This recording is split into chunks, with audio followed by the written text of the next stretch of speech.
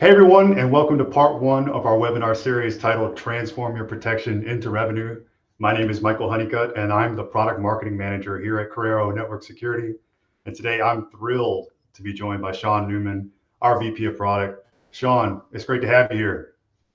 Thanks, Michael. Delighted to be here and looking forward to discussing how we can help providers turn protection into a profitable service and also deliver tremendous value to their customers, more importantly. Absolutely. As we know, the network security landscape has evolved, and what once was just a necessary cost, protection against DDoS attacks, can now be a revenue generator. So today we're going to dive into the concept of protection as a service and how it can not only safeguard your network, but also enhance customer satisfaction, boost profits, and help you stand out from the competition. Sound good?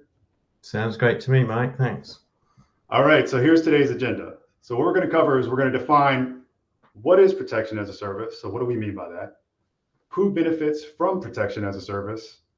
Revenue generation, ease of use and support, so putting it into motion, and then we'll follow with some closing and next steps. All right, so let's get going.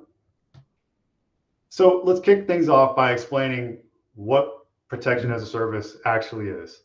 We've been throwing that term around quite a bit here in the early stages of this, but for those who might be new to the term, the concept, what does it mean in simple terms? Sure, Michael. I mean, most of us are familiar, these days with applications being delivered as a service. They're hosted in the cloud and we access them through our web browsers, much as we're accessing this BrightTalk service today. Compared to the old days when we used to install software more regularly on our own computers, or our organizations would install it on their servers.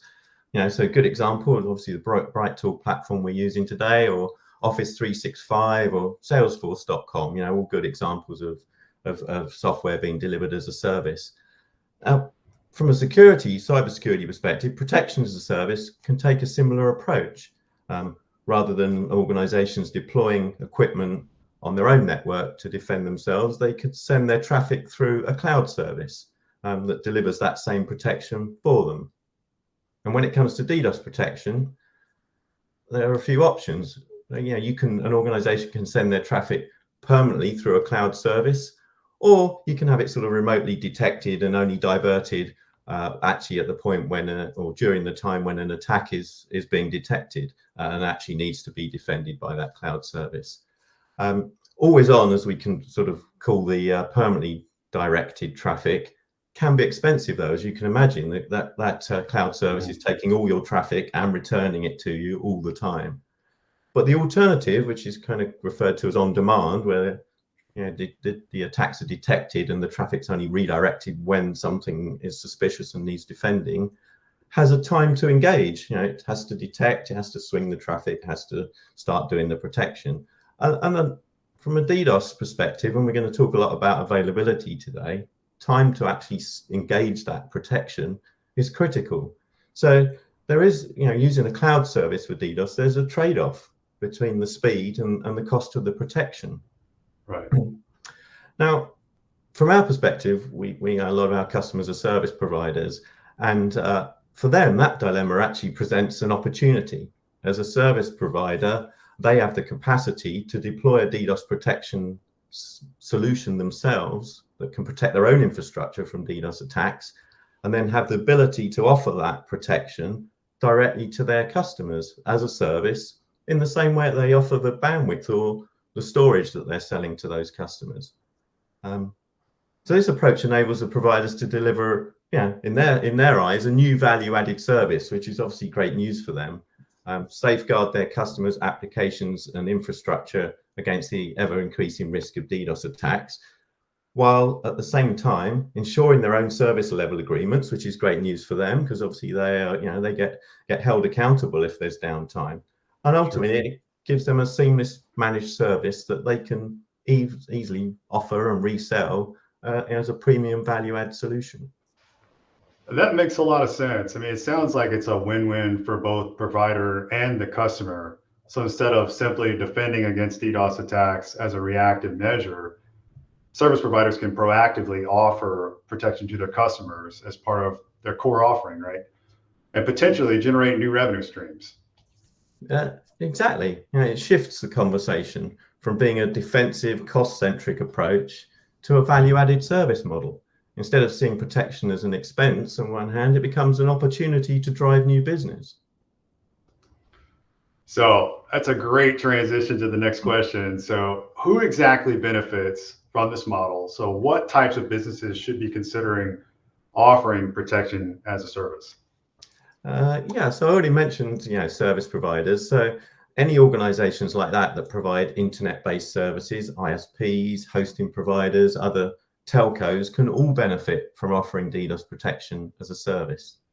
I mean, the bottom line is, pretty much every business today relies on the internet in some form or other, either for selling or for accessing services that they use. And so they will all benefit from getting DDoS protection that helps them to ensure that online availability is there and always up and running. So those organizations that enable that internet access, ISPs, for example, or provide the hosting to deliver their applications as a service, today they're missing out on an opportunity if they're not offering DDoS protection as a paid service. Its value is becoming increasingly clear to their customers as they see a lot more talk about DDoS, in general as being a challenge to availability. Right. So we're saying service availability a lot, and as DDoS attacks grow in frequency and complexity, I imagine these organizations are under an increasing amount of pressure to ensure service availability, right? Well, yeah, exactly. I mean, in today's environment, service availability is pretty much non-negotiable, right? Customers are expecting uninterrupted service. We all do. We always expect to get to whatever we're trying to contact on the internet, whether it's our own bank accounts or some other video streaming service. We don't expect to not be able to get to it. So any downtime that's caused by anything, and in our case, DDoS attacks, are a significant risk to availability. Can result in revenue loss, damage to reputation, serious impact on businesses. So offering DDoS protection proactively helps providers maintain their services and avoid penalties from breaching service level agreements, as we mentioned earlier. Yeah, so there's tons of cost around that, right? So am I correct in saying that DDoS protection as a service ultimately helps providers address their customers' most critical, non-negotiable demand, maintain availability, keep my services online? Sure. I mean, ultimately, customers want continuous service availability, all the things I was just saying. They want their services to stay up and running for their customers, and they want uninterrupted access to the services that they rely on to run their businesses. So providers in turn are aiming to ensure uptime and deliver customer satisfaction, and ultimately that helps to reduce churn for them. So offering DDoS protection as a service is an effective way to achieve this, providing customers with increased peace of mind on one hand, and then strengthening the trust in their provider on the other hand. Awesome. So now, this is what a lot of people, especially providers, would be tuning in for. This is all compelling. It's great to understand, but how should a provider structure their DDoS protection offering to drive differentiation and revenue? Well, I think in the first instance, you've got to choose, a good quality DDoS solution, because all things aren't made alike. So make sure you choose an effective and flexible DDoS solution, one that can align to your business model, not one that you have to adjust to fit with it. And then whether you position yourself as a premium provider with DDoS protection built into your service, and you charge extra for your base service, or you offer your regular service and then have options for enhanced coverage on top of that, or maybe even have a full a la carte service where customers can choose from no protection at all the way up to kind of a full top class protection. Choose a structure that aligns with your business goals and your customers' needs. So have a solution that enables you to get the right balance of those. To achieve the differentiation that you need to drive revenue, you need a service that's gives highly effective protection, but also gives clear visibility to your tenants so that they can see what they're being protected from. And it's got to show them that you're keeping attacks at bay, and that you're actually, in doing so, maintaining their online availability. They want to know that if they're paying more to come to you as a premium provider, or they're paying more to add the protection service on top of your base offering, that they're actually, getting the value from that. So that's really important. So making sure they've got that visibility, and having a well-structured offering is really important, that not only protects your customers, but delivers the service quality that justifies their additional investment. They're not going to stay with you if they're paying more for something that's not actually delivering those results. And when you get it right, you end up with higher attach rates and greater margins. I mean, what's not to love? Right. I love that you're underscoring the tangible value, right? So that's where that visibility and the reporting comes in, right? Where we can actually show the customers, this is what we're doing to protect you. And that's how you can, as a provider, demonstrate that value to your customers. I think that's great. Mm-hmm. So margins certainly sound attractive. How profitable can it be to offer DDoS protection as a service? And how quickly could a provider expect to see return on their investment? I mean, ultimately, the profitability and speed that you can achieve that return depends somewhat on the solution that you've chosen to deliver the service, and the costs of purchasing, maybe and operating that solution as well. Like I said, not all solutions are the same. Some require a lot more manual intervention. Some are a lot more into automatic, and then combine that with how you structure your service and what that means for the profile of your customer base. Obviously, different providers have different types and mixes of customers. But at Corero, we've got numerous provider customers that typically have a good proportion of business tenants versus consumers. Right. But they've been able to achieve profitability maybe within just a few quarters, wow, depending on how they've purchased the solution from us, which might surprise some people on the call today. But that is that is genuinely the sort of return that you can get. So as the provider looking to deliver the service, ultimately you've got to understand what your customer's price sensitivity is, and at the same time deliver a service that's guaranteeing them the uptime that they're looking for. Getting that right balance is key to how quickly you can actually achieve an ROI. But fundamentally, make sure you choose a solution that makes it simple to deliver that protection as a service. Rather than one that just delivers the protection, then you've got to work hard, build a lot of things yourself to make that offering. Look for ones that make it easy for you to not just deliver the service, but figure out which of your tenant customers are the ones that are going to most benefit from it too. Well said. I mean, but what about scale? I mean, so is there a limit to the number of customers a provider can serve with Corero solution? I mean, providers are going to have different amount of customers. Mm-hmm. Is there a point at which you can't provide the service to? Can you talk to scale a little bit? Yeah, I mean, there are always limits, right? In our case, it's pretty high, and we already have a solution that's enabling providers to offer protection as a service up to tens of thousands of customers, and the IP addresses that they have that are being protected, significantly more than that, a factor higher than that. So, our solution's already way higher than we've seen any of our customers get to. But I say tens of thousands of customers. So I think most people on the call can relate to that being like kind of a healthy limit that's not going to get in the way of you being able to deliver a service that is going to quickly generate some significant revenue. Sure. And a return from you. I think the rate of customer adoption increases, the speed of return on investment increases. Fairly simple maths, I would argue. But just remember that the way you structure the offer can impact it. So whether it's included as a premium service, like we said, or you add it on in tiers, that will change potentially the rate at which you return the revenue on your investment. But ultimately, the more customers you sign up for the service, the faster your return. I mean, it's that simple, really. Yeah, it sounds it. So now we've talked about, what is protection as a service. We've talked in how you can get incremental revenue, but let's talk about ease of use and support. how easy can it be for a provider to sell protection as a service to their customer? Is there anything that we as Corero do to help providers sell protection as a service to their customers?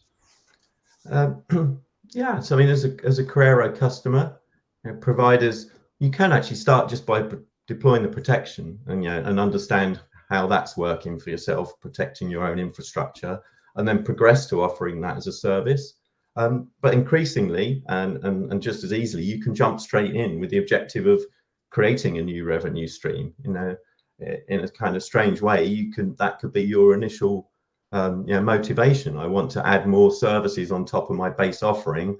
What options are there for me? DDoS protection is a great a great service so a great level of protection to offer that can easily be turned into a service. There's not a lot of complexity in managing policies like there are in some other security solutions. Now our solution delivers arguably the fastest and most accurate on-premises protection. So you're starting from a great baseline. It's got huge deployment flexibility. So whatever your network or topology looks like, our solution fits that well. So you don't have to change to look like our solution can just fit with what your environment looks like. And when it's time for you to offer that protection as a service, whether it's from day one or at some point later, we have a tenant portal that you can benefit from that's really easy to deploy. It just layers on top of the protection solution, and that makes it really easy for you to identify and then onboard and manage the life cycle of the customers that you identify or come to you looking for a DDoS protected service. And with that, we also give really comprehensive support all the way up to managing the solution for you. But we have lots of materials as well, and you will know more than most, Mike, as a key member of our marketing team. And we have a toolkit of materials, step-by-step guides, step-by-step guides that will can help customers understand how to structure, launch, and even scale their protection as a service offering. And additionally, customers get access to some material that's customizable and ready-made for their end users. So we really make it easy for you to position the value of DDoS protection to your end users and help explain the critical importance of service availability. So ultimately, our goal is to make it as turnkey as we possibly can, equipping our customers with tools and insights and all the resources you need to launch, market, and grow what ultimately is a very valuable service. And this is really timely. We just got a question from Andrew Nimick. His question was, can we get a spreadsheet that represents the business model? How do we price? How do we determine COGS? And you sort of just addressed that. Yeah, I mean, we have some examples laid out in the how-to guides that we have, and we can, if there's more detail needed, we can sort of, help prospects walk through a, more numbers sort of oriented model, if that's helpful as well. Yeah, and Andrew, we encourage you to reach out to us. I'm sure through Bright Talk, there's a way you can reach out. If not, you can always speak to a specialist through our website at Corero.com. We'd be happy to answer any questions you might have around protection as a service and our protection solution. I don't see any other questions. So it's always awesome to talk to you, Sean. For those who don't know, I talk to Sean once a week. Sean's taught me a lot of things. As usual, this conversation has been insightful as others have been. So I want to thank you, Sean, for walking us through the way a business can transform their DDoS protection into revenue generation opportunities, from offering protection as a service to, again, boosting customer satisfaction. It's clear that, our DDoS protection solution is a game changer, and we truly believe that. But before we wrap things up, I want to take a moment to thank everyone who tuned in and joined us today. We've covered a lot of ground, and hopefully you're all feeling inspired on how these strategies can not only safeguard your own customers, but also increase your revenue. But it's just the beginning, right? So we've got a part 2 coming up. And in part 2 of Transform Your Protection and Revenue series, we're going to peel back the curtain a little bit more and dive deeper, right, into how Corero helps customers go to market with protection as a service. So we'll explore more step-by-step process. And so including how you're going to roll it out. So packaging for the customer. So you've talked a little bit about that, and leverage our solutions to drive even more business growth. So if you're eager to take your service offerings to the next level and really stand out from the pack, from the competition, you don't want to miss it. I mean, that's right, Mike. So in part 2, we're not only going to show you a bit more on how to get started. We talked about it at a high level today, but how to position your services and just a bit more detail on how you can actually realize this and create a great opportunity to expand your business and strengthen your customer relationships, which is what it's all about at the end of the day. Awesome. And this is great because we've got more questions in. So I'm going to keep fielding questions if that's all right with you, Sean. Yeah, so sure. Muhammad, Yeah, we've got time if you got the question. Yeah, that's right. So Muhammad asked, where can I get more info regarding Corero details and specifications? You want to answer that? Yeah, well, we have lots of, you were bigging me up, I'll big you up. There's lots of your great materials that are available on Corero.com. So we've got, data sheets, white papers, or just, navigating your way through the website as well, and some great videos as well that Mike's been putting together should, help you understand a bit more about Corero and a bit more about our solution, and ultimately how you get to be able to deliver that, the great protection that we offer as a service, as we've been describing today. So that I think they were pretty much all the materials, freely available without a gatekeeper. So you don't have to go through any annoying forms for most of it. It's all there for you to look at and then contact us to take it to the next step. That's right. And Mohammed, specifically, if you go to our website, you can read more about protection as a service by clicking on the solutions in the main nav. There's a protection as a service link, and that's on that page. There's more descriptive information about what we talked about today. There's a video that Sean just alluded to on tenant prospecting. So this is how you're going to identify those customers. But again, you can click on Speak with a Specialist. One of our highly trained individuals would be happy to talk to you more about the service.